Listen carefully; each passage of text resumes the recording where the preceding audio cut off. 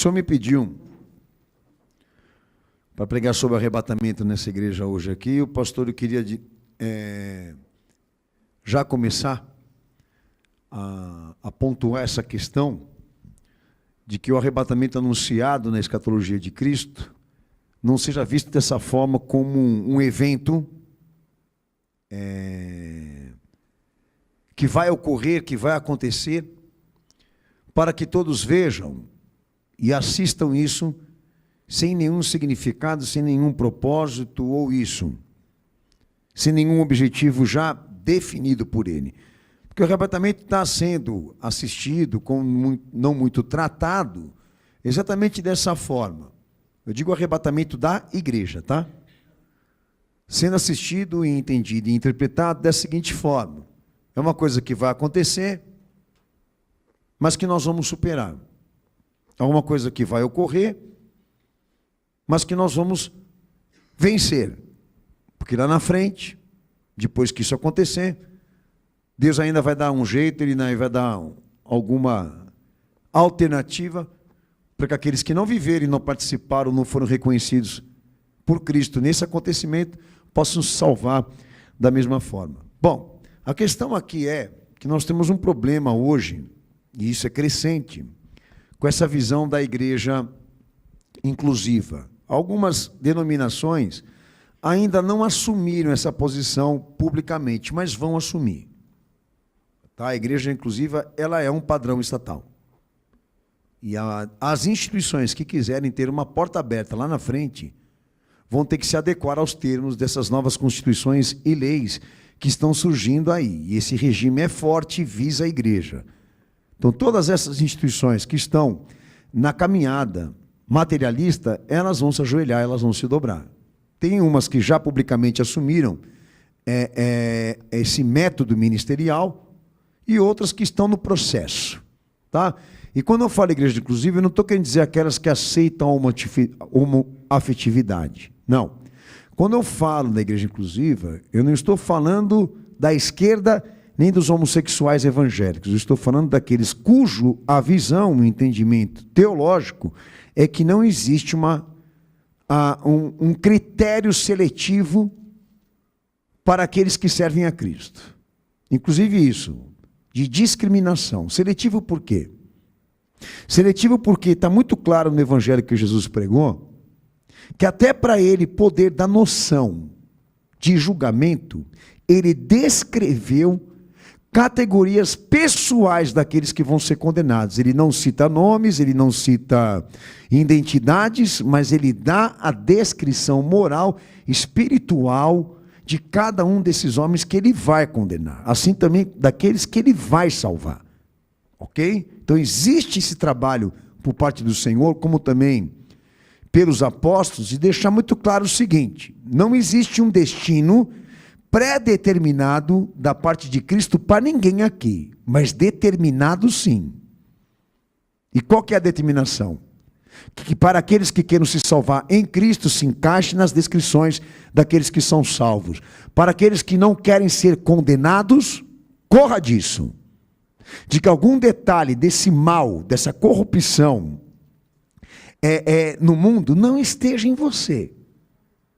Então essas categorias pessoais, essas descrições humanas, elas foram trabalhadas de ambos os lados.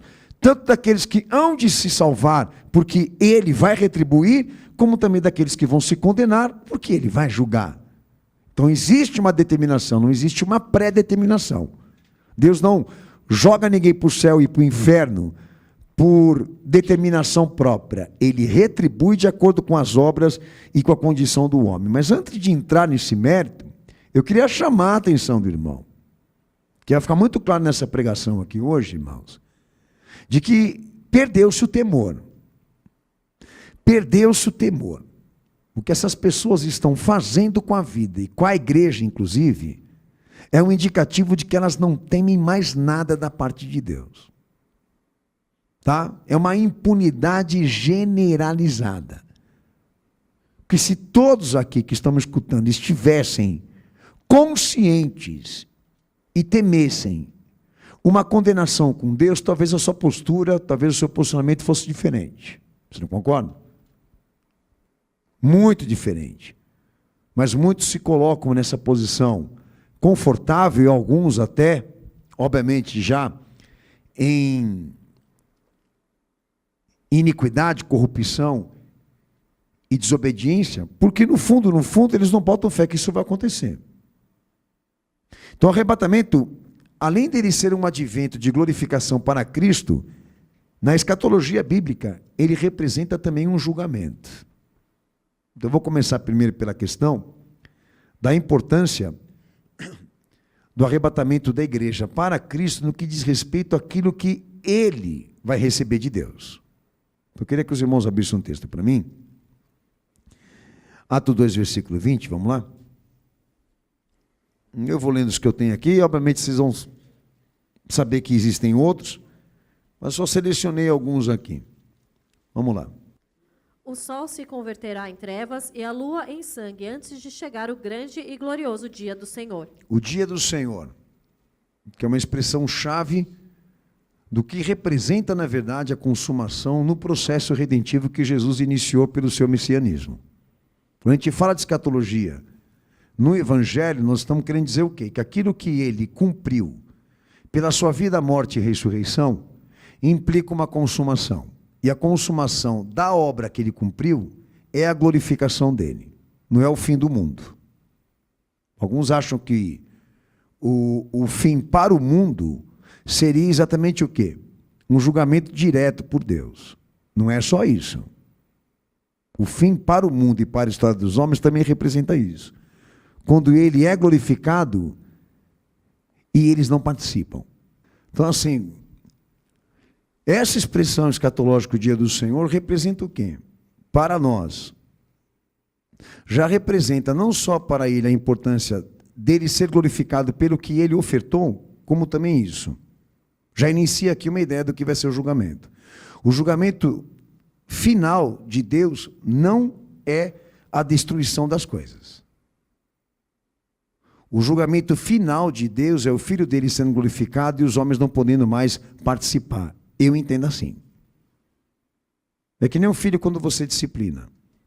Você bate nele, mas não mostra que ele está errado, ou não dá amor. O que acontece com ele? Ele se revolta mais do que aprende.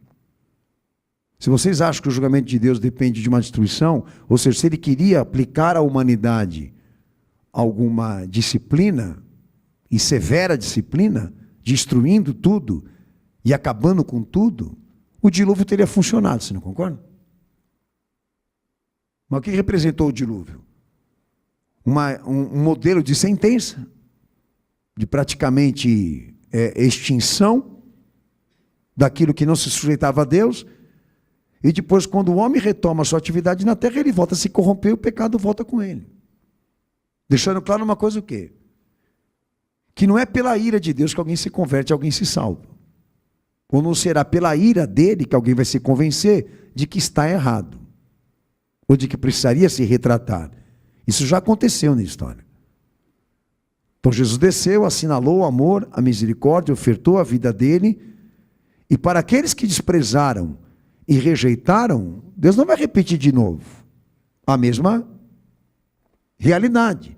De aplicar certa ira, condenação e extinção, porque isso vai acontecer mesmo, óbvio.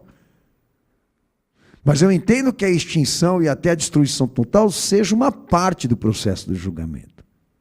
Mas não a essência dele.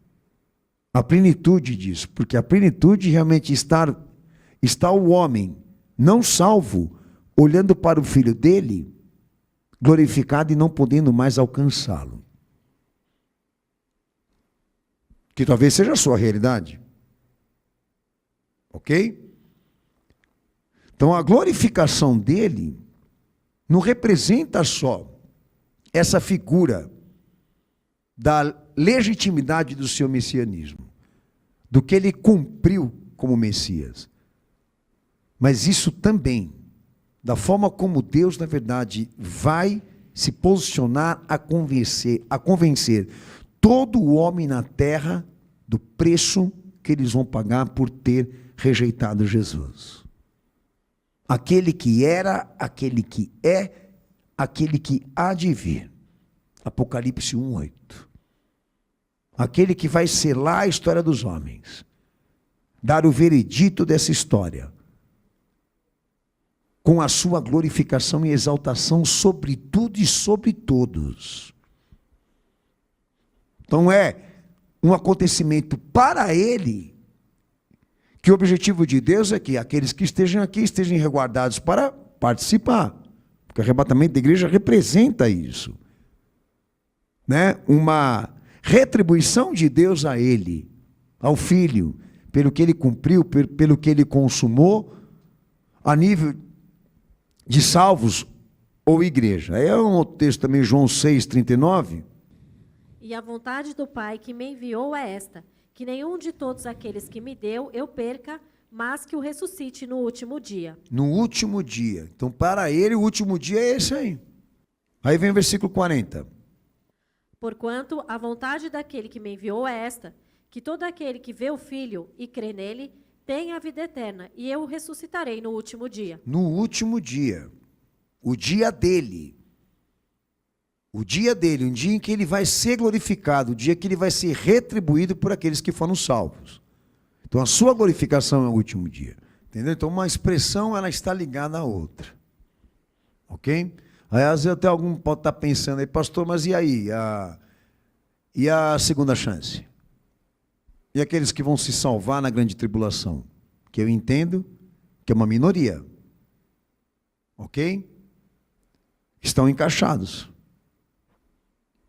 Mas nessa participação, da participação dele, do que ele cumpriu, do que ele conquistou, já aquilo que vai se destinar a mundo, a homens, a essa realidade material e física das coisas, como também humanas, eu quero entender isso como uma destruição, não como um julgamento. O julgamento para mim é isso aqui. Agora você está ciente de que você perdeu a tua chance de se salvar por ele e vai conviver com essa dor e com esse remorso na eternidade. Entende? Existe uma pancada mais forte do que essa? Até que aqueles filmes futuristas, né, de você ver aquele meio filme apocalíptico, de tudo em extinção, tudo destruído, de repente sobrou uma turminha lá que tenta se sobreviver, etc, etc, aquela coisa toda. Como se aquilo retratasse alguma coisa do que eu estou pregando aqui. Não. Nós já estamos diante de um caos, de uma destruição.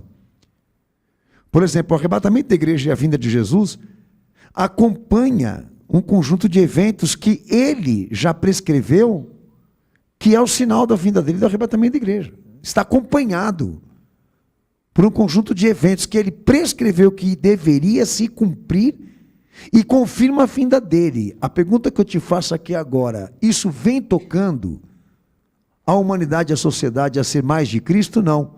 Eu vejo mais temor, mais o pavor, mais o medo dessas coisas acontecerem e atingirem a sociedade, eu digo perdas materiais, humanas, etc, etc, do que isso. A perda dele e de uma oportunidade com ele. Então essas profecias não têm o objetivo de estabelecer o medo e o terror, mas de deixar claro, a oportunidade é ele e você pode perder. Tá? Então a destruição para nós, ela é só um sinal. Lá em Lucas 21, verso 31 ao 33 nós vamos ler, o Senhor deixa claro lá, que aquilo que ele falou vai se cumprir, que esses sinais vão se cumprir, como confirmação disso, de que ele é o Messias, e o veredito da história está na sua palavra, na sua autoridade messiânica. Vamos ler o texto.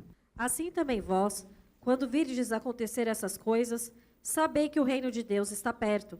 Em verdade vos digo que não passará essa geração até que tudo aconteça.